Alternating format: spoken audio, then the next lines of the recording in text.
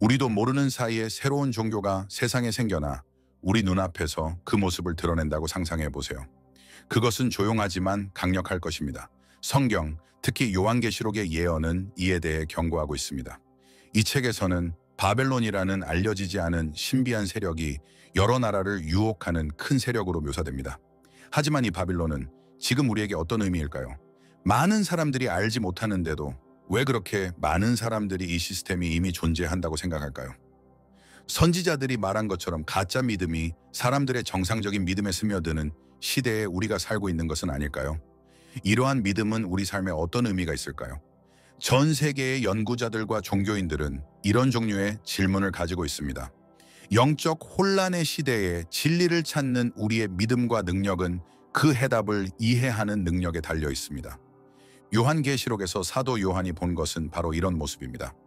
금과 보석, 진주로 장식된 보라색과 빨간색 옷을 입은 한 여인이 손에 사악한 잔을 들고 그의 앞에 서 있습니다.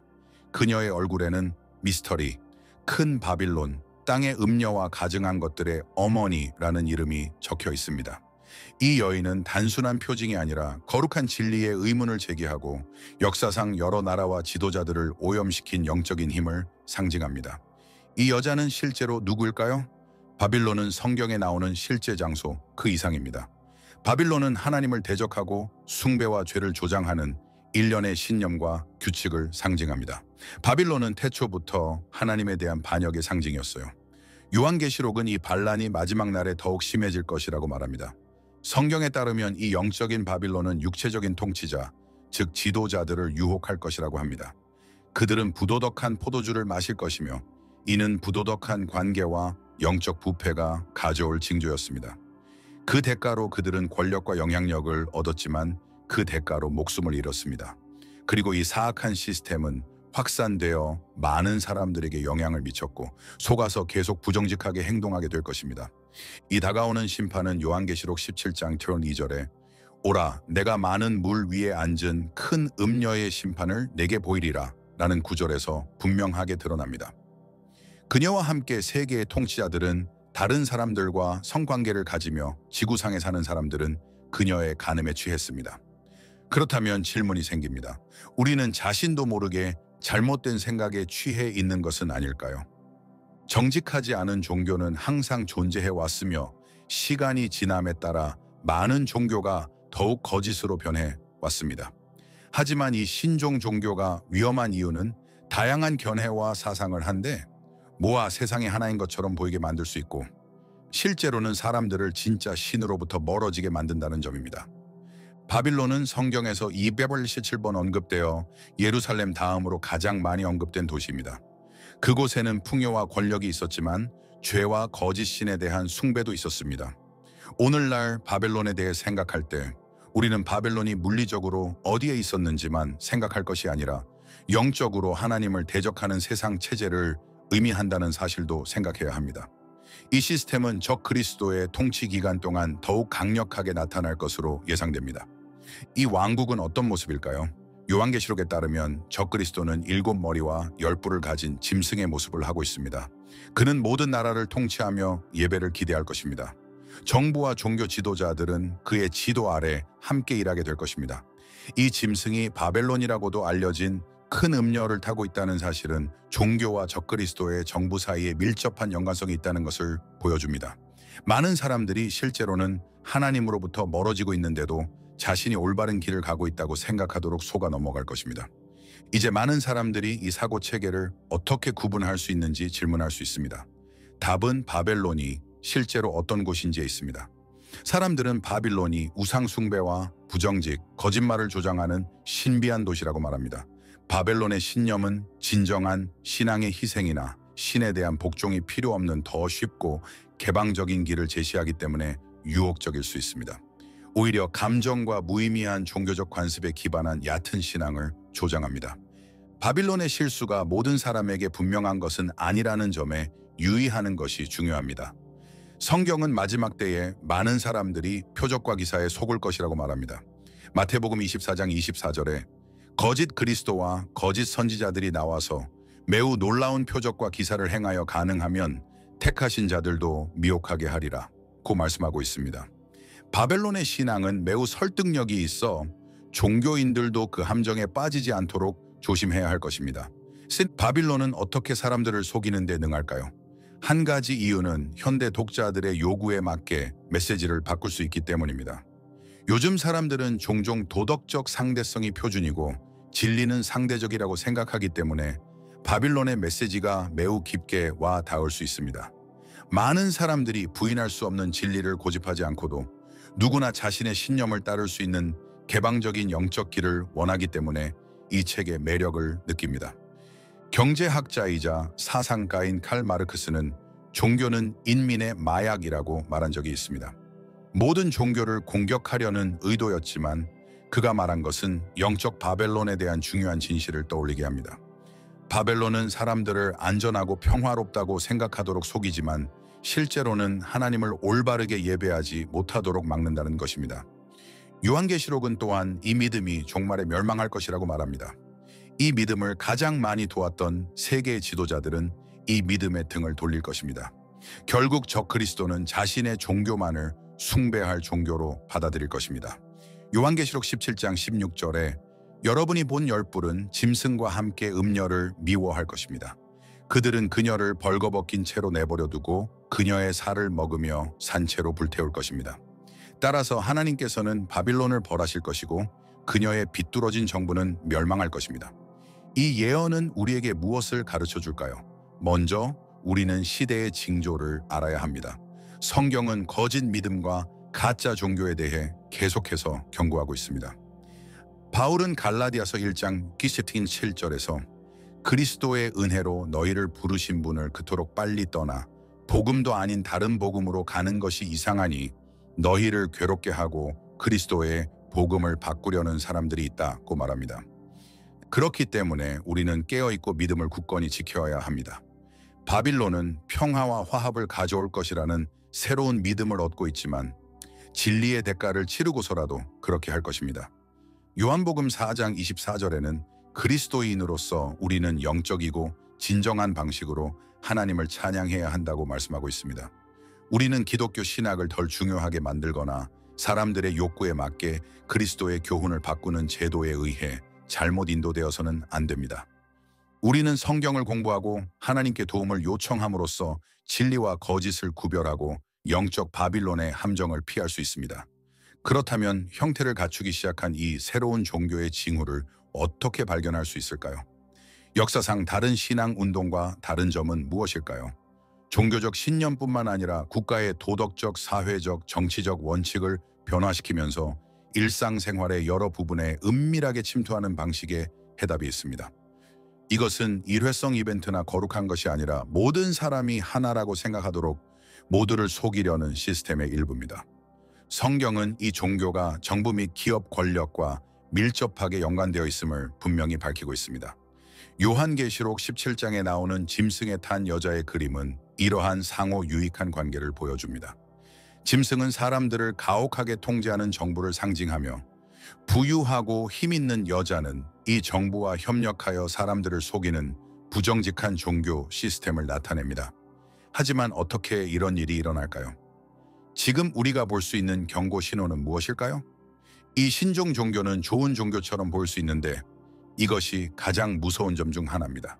기독교에 반대한다고 직접적으로 말하지는 않지만 대신 사람들이 원하는 것에 맞는 온건한 형태의 신앙을 제공하면서 매력적인 선택으로 자신을 제시합니다. 점점 더 분열되고 있는 세상에서 이 신앙은 모든 견해를 통합할 것을 요구하며 이는 하나 이상의 진리가 존재한다는 것을 의미합니다.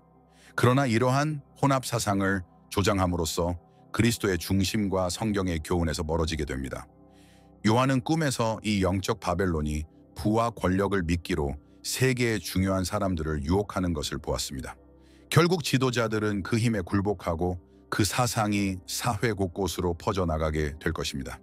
이런 일이 일어날 날이 그리 멀지 않은 것 같습니다. 오늘날과 같은 도덕적 상대주의 시대에는 많은 사람들이 모든 신념의 가치가 동등하다고 믿습니다. 그러나 사람들이 이 가정에 동의하면 성경에서 발견되는 의심할 여지가 없는 진리를 인식하든 인식하지 못하든 포기하게 됩니다. 요한계시록 18장 3절은 모든 민족이 음행의 진노의 포도주를 마셨고 땅의 왕들은 지나친 사치로 부자가 되었도다라고 말합니다. 이 구절은 바빌론의 종교가 정부 및 경제와 연결되어 있음을 분명히 보여줍니다. 오히려 이러한 분야와 연결되어 있으며 생존과 성장을 위해 현명한 파트너십에 의존하고 있습니다. 이것은 매우 중요한 질문을 제기합니다. 우리가 깨닫지도 못한 채 이미 이 시스템의 영향을 얼마나 많이 받고 있는가? 과거를 살펴보면 영적 바빌론은 다양한 형태로 항상 권력과 불의와 밀접하게 연관되어 있었음을 알 수 있습니다. 구약 성경에서 바빌론은 하나님의 백성을 포로로 잡고 유배를 보낸 실제 장소였습니다. 그러나 묵시록에서 바빌론은 육체적 차원뿐만 아니라 정신적 차원에서도 사람들을 억압하기 때문에 훨씬 더 위험합니다. 사람들의 영혼이 그 안에 갇혀 거룩한 진리를 보지 못하게 하고 파멸로 이끌기 때문입니다. 이 새로운 종교의 또 다른 중요한 점은 다양한 종교의 일부를 혼합하여 모든 계층의 사람들에게 어필할 수 있는 영적 모자이크를 만들 수 있다는 것입니다. 다양한 종교적 견해가 혼합된 이 종교는 예배를 어떻게 선택하든 모든 길이 같은 목표로 이어진다는 점을 강조합니다. 하지만 성경은 예수 그리스도만이 하나님께 나아갈 수 있는 유일한 길임을 분명히 밝히고 있습니다. 요한복음 14장 6절은 내가 곧 길이요 진리요 생명이니이다. 나로 말미암지 않고는 아버지께로 올 자가 없느니라 라고 말씀하십니다. 바빌론의 종교는 이 진리를 부정하기 때문에 그리스도를 믿는 것이 실제로는 유일한 선택지임에도 불구하고 하나의 선택지일 뿐인 것처럼 보이게 합니다. 이 교회가 성장하면서 기독교인들의 신앙에 의문을 품게 할 뿐만 아니라 성경에서 가르치는 도덕도 흔들고 있습니다. 예전에는 이런 것들이 잘못되고 악하다고 생각했지만 지금은 수용과 포용을 가장하여 받아들여지고 심지어 칭찬받기도 합니다. 이런 점에서 우리는 이 비뚤어진 신앙 체계가 현대 사회에 얼마나 많은 영향을 미쳤는지 자문해봐야 합니다. 어떻게 하면 부드럽지만 해로운 영향으로부터 우리 자신을 안전하게 지킬 수 있을까요? 바울은 디모데후서 4:14에서 사람들이 건전한 교리를 견디지 못하고 자신의 필요에 맞는 가르침에 귀를 기울일 때가 올 것이라고 말합니다. 때가 이르리니 그들이 건전한 교훈을 참지 못하고 자기의 필요에 따라 스승을 모으며 진리에서 귀를 돌릴 뿐만 아니라 우화해로 돌아갈 것입니다. 이미 그런 때가 온 것 같습니다. 바빌론의 신앙은 변화를 요구하지 않고 오직 평화와 수용을 제공하는 메시지에 대한 이러한 요구에 부합합니다. 하지만 아직 끝난 것은 아닙니다. 성경은 바빌론의 함정에 빠지지 않는 방법을 정확히 알려줍니다. 성경 18장 4절은 하나님께서 자신의 백성이 이 큰 도시를 떠나기를 원하신다고 말합니다. 내 백성아, 너는 거기서 나와서 그 죄를 함께 나누지 말고 그 재앙에 치지 말라. 이것은 바벨론으로부터 분리하라는 영적인 부르심입니다. 바벨론의 사상은 우리 종교나 우리 삶에서 설 자리가 없습니다.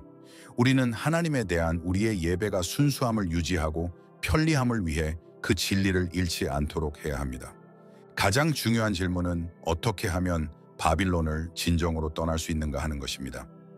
우선 이 비뚤어진 시스템이 우리 삶의 어떤 부분을 변화시켰는지 파악하는 것이 중요합니다. 많은 경우 우리는 그리스도의 가르침에 어긋나는 일을 하거나 믿으면서도 그것을 깨닫지 못합니다. 도덕적 불확실성을 믿거나 겉보기에는 좋지만 성경 말씀에 어긋나는 생각에서 비롯된 습관을 따르는 경우 이런 일이 발생할 수 있습니다. 또한 성경에 대해 더 많이 배우는 것도 매우 중요합니다. 성경을 공부하면 진실과 거짓을 구분하는 능력이 향상됩니다. 바울은 에베소서 6장 17절에서 성경을 성령의 검이라고 부르며 성경이 거짓말에 대한 우리의 주요 방어 수단이라고 말합니다. 이 검을 손에 쥐면 우리를 하나님으로부터 분리시키려는 거짓과 잘못된 가르침에 맞서 싸울 수 있습니다. 다른 크리스천들과의 교제는 매우 중요합니다. 특히 주변에 영적인 거짓이 있을 때 그리스도의 진리를 고수하는 종교단체의 일원이 되는 것은 매우 중요합니다. 기도하고 서로 돕고 바빌론의 영향에 대해 경계를 늦추지 않는 것은 모두 우리가 함께 할 수 있는 일입니다. 영적으로 혼자 있을 때 우리는 적의 공격에 더 쉽게 노출됩니다. 하지만 함께 일할 때 우리는 더 강해집니다. 이 주제로 나아갈 때 우리의 마음은 우리는 바빌론의 체제에 맞설 준비가 되어 있는가? 라는 질문으로 가득 차 있어야 합니다. 우리는 그 영향이 우리의 삶과 신념을 바꾸도록 내버려 두고 있나요? 바빌론이 멸망하고 하나님의 나라가 일어날 것이며 모든 믿음의 사람들이 이 예언의 맥락에서 매우 중요하다는 성경의 예언이 어떻게 나타나는지 살펴볼 때입니다. 바빌론의 심판이 가까워질수록 우리가 올바른 편에 서 있다는 것을 어떻게 확신할 수 있을까요? 바빌론의 나쁜 제도는 결국 어떻게 될까요? 그리스도의 재림 전에 일어날 중요한 사건에 어떻게 대비할 수 있을까요? 바빌론의 종말은 사실 피할 수 없는 것입니다. 태초에 하나님께서는 바벨론의 악이 영원히 지속되지 않을 것임을 분명히 하셨습니다. 요한계시록 18장 2절은 세상이 무너졌다 라고 말합니다. 큰 바빌론이 무너졌다 라고요? 그 결과 그녀는 악마, 온갖 더러운 존재, 불쾌한 새들의 안전한 장소로 변했습니다. 이 거짓되고 사악한 신앙의 몰락은 더 이상 국가를 다스릴 힘이 없다는 것을 의미합니다. 그렇다면 이 몰락은 어떻게 일어날까요? 이 예언에서 신자들은 어떤 역할을 하게 될까요? 그 답은 하나님께서 모든 사람에게 주실 마지막 문장에 있습니다. 바빌론은 하나님에 대한 반역의 정점을 상징하며 소돔과 고모라처럼 완전히 멸망할 것입니다. 이 사건으로 어둠의 통치가 끝나고 하나님 나라가 최종적으로 승리하게 될 것입니다. 그러나 그 전에 바빌론의 영적 속임수는 더 많은 사람들을 속이고 타락시켜 진정으로 종교적인 사람들을 더 어렵게 만들 것입니다. 바빌론의 멸망은 육체적 사건이자 영적 사건이 될 것임을 아는 것이 매우 중요합니다. 외부의 힘에 굴복할 뿐만 아니라 자신의 도덕도 무너질 것입니다. 요한계시록 18장 5, 6절에 그녀의 죄가 하늘에 이르렀고 하나님께서 그녀의 허물을 기억하십니다. 그녀가 준 것을 그녀에게 주고 그녀가 한 일에 대해 2배로 갚아주세요. 그녀가 섞은 잔에서 2배로 갚아주십시오. 바벨론은 공정하고 완전한 형벌을 받게 될 것이며 바벨론의 죄를 도운 모든 사람은 그 대가를 치러야 할 것입니다. 하지만 마지막 때에 일어날 끔찍한 일들을 생각할 때 우리는 어디에 있을 것인가를 묻지 않을 수 없습니다. 그렇다면 이러한 예언이 현실화될 때 우리는 어떻게 해야 할까요? 그 답은 성경에 여러 번 나와 있습니다. 우리의 마음과 일상에서 벗어나야 할 바빌론 체제가 있습니다. 돈, 권력, 쾌락이라는 공허한 주장에 굴복해서는 안 되며 이는 영적인 함정에 불과합니다. 요한계시록 18장 4절에 내 백성아 그녀에게 임할 죄가 너희에게 미치지 않도록 그녀에게서 나오라는 말씀이 나옵니다. 이것은 그녀를 떠나라는 긴급한 요청입니다. 바빌론은 우리 삶에 어떤 영향도 미쳐서는 안 됩니다. 대신 우리는 하나님과의 깨끗하고 진정한 관계를 추구해야 합니다. 이는 가짜 신앙, 자유주의 사상, 그리고 우리의 관심을 그리스도에게서 빼앗으려는 그 어떤 것에도 굴복하지 않아야 함을 의미합니다. 신자들은 이러한 상황에서 중요한 역할을 합니다. 우리는 점점 더 영적으로 혼란스러워지는 세상에서 빛이 되라는 부름을 받았습니다. 우리는 사람들에게 그리스도에 대한 진리를 전하고 바빌론이 얼마나 거짓된 것인지 보여주고 정직하게 살면서 하나님이 어떻게 세상을 변화시킬 수 있는지 보여주어야 합니다. 예수님은 마태복음 5장 14절에서 제자들에게 너희는 세상의 빛이다 라고 말씀하셨습니다. 반석 위에 세워진 도시는 숨길 수 없습니다. 길을 잃은 사람들에게 길을 보여주기 위해서는 우리가 책임이 있고 어둠 속에서 눈에 띄어야 한다는 것을 알아야 합니다. 하지만 바빌론이 지배하는 세상에서 빛을 발하려면 강해져야 하고 스스로를 믿어야 합니다. 우리는 반대와 조롱, 때로는 처벌에 직면하게 될 것입니다. 지금까지 우리는 바빌론의 큰 음녀가 성도들의 피에 취해 있다는 것을 보았습니다. 역사적으로 많은 기독교인들이 이 사악한 체제에 맞서다 죽었습니다. 지금도 사회 곳곳에서 바벨론의 신앙이 여전히 행해지고 있는 상황에서 진정한 추종자들은 목소리를 내야 할 것입니다. 하지만 그들이 느끼는 감정은 두려움이 아니라 신뢰입니다. 우리는 이미 이야기가 어떻게 끝날지 알고 있습니다. 우리는 결국 하나님이 승리하실 것이라고 확신합니다. 요한계시록 10장 2에 따르면 바벨론이 무너진 후 하늘의 수많은 군중이 할렐루야라고 외칠 것입니다. 우리 하나님은 거룩하시고 능력이 있으시며 그분의 결정이 공정하고 옳기 때문에 우리를 구원하실 수 있습니다. 그분은 죄로 땅을 오염시킨 큰 음녀를 쫓아내셨어요. 우리의 목표는 하늘과 땅이 거짓과 고통과 아픔이 없는 새 하늘과 새 땅이 되는 것입니다. 하나님이 모든 사람 안에 계시고 그분의 백성이 그분과 깊은 대화를 나눌 수 있는 곳입니다. 이 놀라운 가능성은 우리가 계속 나아갈 수 있도록 영감을 줍니다. 지금은 힘들지만 최종적인 승리는 확실하다는 것을 우리는 알고 있습니다. 예수님은 공평하게 통치하고 모든 악을 제거하기 위해 다시 오실 것입니다. 그때까지 우리의 목표는 믿음을 지키고 바빌론의 거짓으로부터 우리의 마음을 보호하며 가능한 한 많은 사람들에게 회복의 기쁜 소식을 전하는 것입니다. 그 놀라운 순간을 기다리는 동안 우리는 준비해야 합니다. 어떻게 해야 할까요? 우선 시간을 내어 기도하고 하나님의 말씀을 읽는 것입니다. 성경은 일이 잘못될 때 우리가 안전함을 느낄 수 있는 곳입니다. 성경은 하나님의 뜻에 따라 삶을 살아가는 방법을 알려주고 바빌론의 거짓말을 알아차리는 데 도움을 줍니다. 둘째, 우리는 신앙 그룹의 일원이 되어야 합니다. 함께 일할 때 우리는 더 강해지고 서로를 격려하며 계속 나아갈 수 있습니다. 마지막으로 우리는 사랑과 친절을 보여줘야 합니다. 우리는 분열된 세상에서 우리의 행동을 통해 우리의 믿음을 보여줘야 합니다. 요한복음 13장 35절에 너희가 서로 사랑하면 모든 사람이 너희가 나를 따르는 것을 알게 될 것이라고 기록되어 있습니다. 전 세계 사람들이 예언이 실현될 준비를 하는 가운데 여러분은 그리스도의 재림을 어떻게 준비하고 있나요? 바빌론은 분명히 무너질 것입니다. 하지만 그때까지 여러분은 무엇을 할 건가요? 진리 위에 굳건히 서시겠습니까? 아니면 주변의 거짓에 굴복하시겠습니까? 지금이야말로 무슨 일이 있어도 그리스도를 따르겠다는 강력한 결단을 내려야 할 때입니다. 이 여행의 마지막에 가까워질수록 바빌론에 대한 경고가 과거의 이야기가 아니라는 사실을 기억하는 것이 중요합니다. 지금 이 순간에도 매우 중요합니다. 우리 주변에는 영적인 거짓말이 도처에 널려 있고 우리 영혼을 위한 싸움은 실제 일어나고 있습니다. 하지만 좋은 소식은 우리가 우리 자신과 싸우고 있지 않다는 것입니다. 하나님께서 우리와 함께 하시고 우리를 도우시기 때문에 우리는 승리하는 데 필요한 모든 것을 갖추고 있습니다. 우리가 믿음을 지키고 기도하고 성경을 읽고 그리스도 안에서 굳건히 서 있다면 우리는 다음에 다가올 일에 대비할 수 있을 것입니다. 바빌론의 삶의 방식을 포기하고 오직 하나님을 위해 살 준비가 되셨나요? 어둠 속에서 등대가 될 준비가 되셨나요?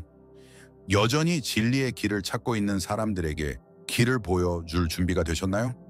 이제 무언가를 실천하고 진리를 따르겠다고 맹세하고 그리스도께서 말씀하신 대로 살아야 할 때입니다. 이 동영상이 여러분의 영적 성장에 도움이 되었다면 기부를 고려해 주세요.